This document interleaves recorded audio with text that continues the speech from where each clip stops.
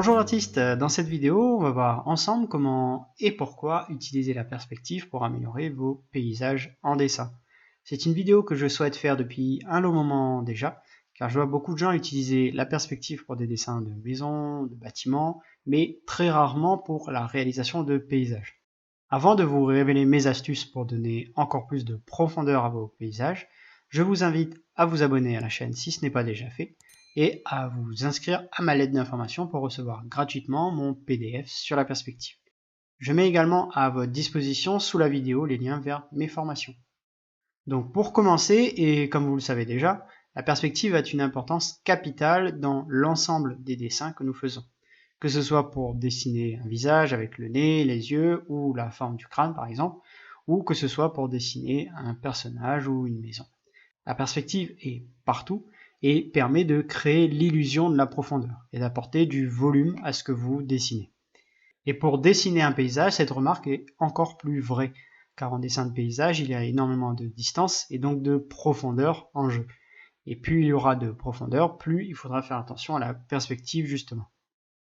La difficulté principale avec le dessin de paysage, c'est qu'à moins d'avoir une maison à dessiner dans son dessin, les points de fuite seront assez difficiles à utiliser et surtout à trouver.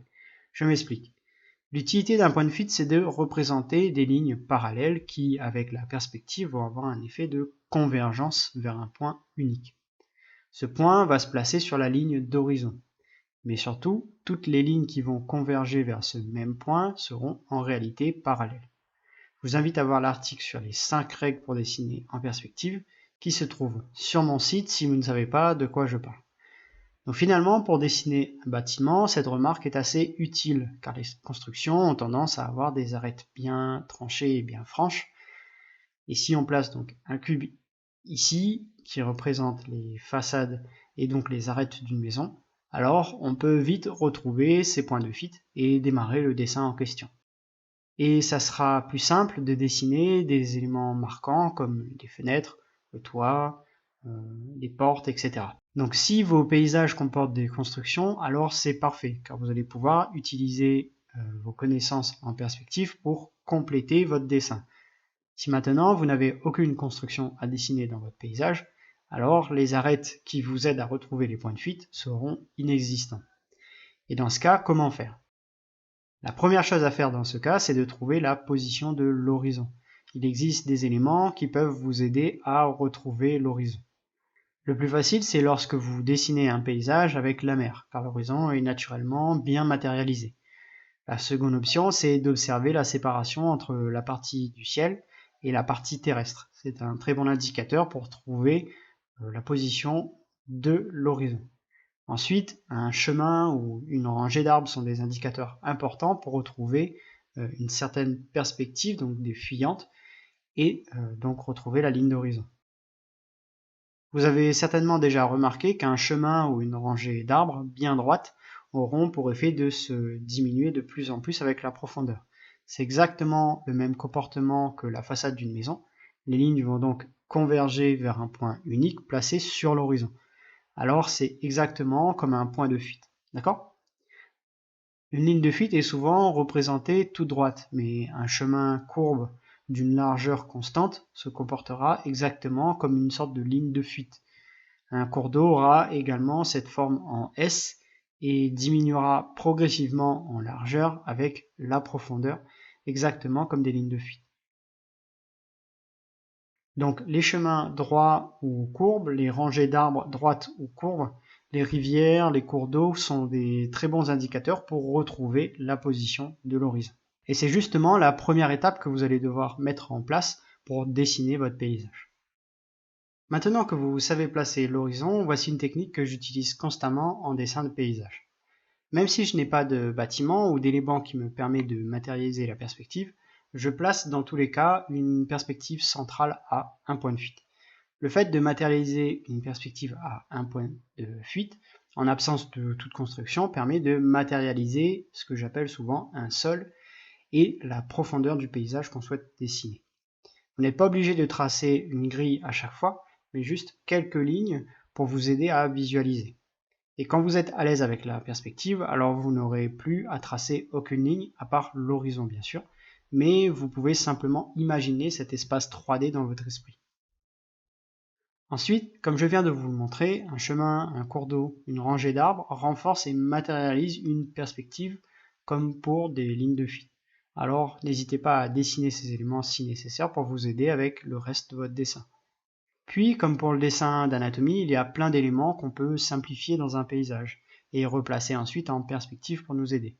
Les nuages, par exemple, en visualisant des grosses boîtes, par exemple, on peut visualiser la perspective que ces nuages utilisent pour mieux les organiser en volume et surtout pour pouvoir les redessiner plus facilement. On peut soit utiliser une perspective centrale, soit utiliser une autre orientation à 2 points de fuite par exemple. La grille en perspective à un point de fuite sert de repère, mais vous n'êtes pas obligé d'utiliser un point central comme point de fuite.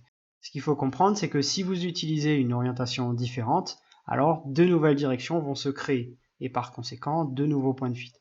Si le sujet vous intéresse, j'explique tout cela en détail dans ma formation Perspective de but. Enfin, vous pouvez aussi simplifier le dessin des montagnes, par exemple, en superposant des volumes simples pour vous guider. En ayant comme base le sol de départ, il est plus simple de comprendre la perspective et la profondeur du paysage que vous souhaitez dessiner.